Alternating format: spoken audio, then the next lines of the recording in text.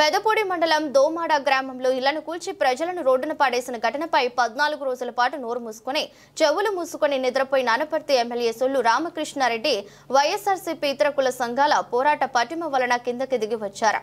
ముందుగా బాధితుల కన్నీరు పట్టించుకోలేదు. ఇప్పుడు మాత్రం ప్రజల ముందు నటిస్తున్నారు. ఎంత నాటకం వేస్తావు, ఎంతకాలం మాయ చేస్తావు సొల్లు రామకృష్ణారెడ్డి అని ప్రశ్నించారు. అందరికీ నమస్కారం అండి.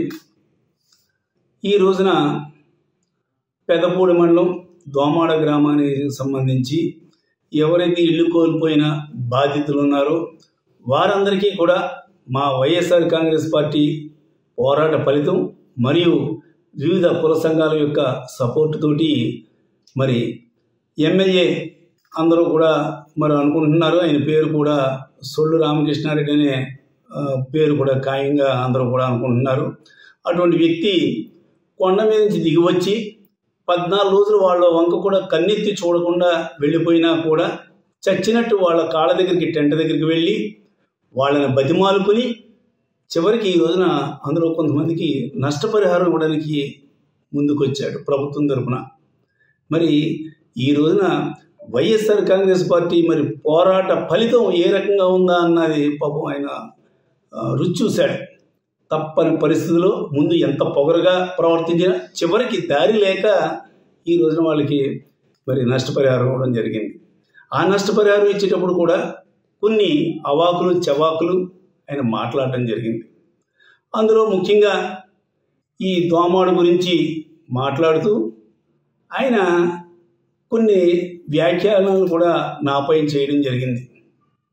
ఒకటే అడుగుతున్నా రామకృష్ణారెడ్డి, నీకు నిజంగా లేఅవుట్ యజమానితో సంబంధం లేకపోతే 14 రోజుల వరకు ఎందుకు వాళ్ళని కనీసం పరామర్శించడానికి కూడా వెళ్ళలేదు? 2, నీకు తెలియకుండా ఈ అధికారులు అంత దారుణాలు చేస్తే వాళ్ళ మీద యాక్షన్ తీసుకుంటానికి ఎందుకు నువ్వు ప్రభుత్వానికి రికమెండ్ చేయలేదు? R&B కానీ, రెవెన్యూ కానీ, పోలీస్ సిబ్బంది కానీ ఒక యుద్ధ వాతావరణాన్ని అక్కడ సృష్టించారే, అటువంటి వాళ్ళ మీద యాక్షన్ తీసుకోమని నువ్వు ఎందుకు చేయలేదు, రికమెండ్ చేయలేదు? కేవలం ఎవరైతే లేఅవుట్ యజమాని ఉన్నాడో అతని దగ్గర ముడుపులు ముట్టినాయి కాబట్టే వీళ్ళ మీద యాక్షన్కి, అంటే నీ ప్రమేయం ఉంది కాబట్టే వీళ్ళెవరి మీద యాక్షన్ కూడా నువ్వు రికమెండ్ చేయలేదు. లేదంటే ఒక ఎమ్మెల్యేగా నీకు ఆ బాధ్యత లేదా? మన నియోజకవర్గ ప్రజలపైన ఒక యుద్ధ వాతావరణంలో ఇల్లు కూల్చివేస్తే చేతగాని వాళ్ళు చూస్తూ ఊరుకుంటావా? 14 రోజులు వాళ్ళని పరామర్శించడానికి వెళ్లకుండా ఉంటావా? ఎందుకయ్యా సొల్లు కబుర్లు చెప్తావు? తప్పుని ఒప్పుకో. కనీసం వాళ్ళందరికీ కూడా క్షమాపణ చెప్పి నేను ఈ విషయంలో చాలా తప్పు చేశాను, లెంపలు వేసుకుంటే కనీసం కొద్దిలో కొద్దిగా నీకు మర్యాద దక్కుద్ది. అంతేకాకుండా నీవు ఒక విషయం కూడా